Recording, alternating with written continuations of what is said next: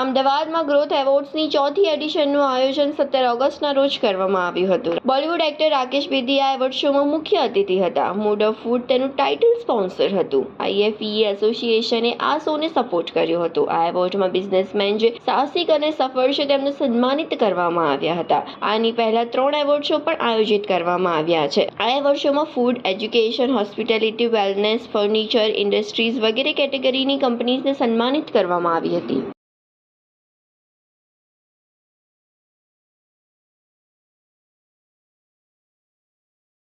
Hi, I am Yashish Shah, Director of Growth Awards. અમે 3 award show કર્યા છે.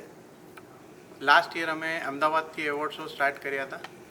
પછી અમે પૂના કર્યું, પછી મુંબઈ કર્યું અને અત્યારે ફરીથી આ વર્ષે અમદાવાદ કરી રહ્યા છે. આ અમારું 4th એડિશન છે.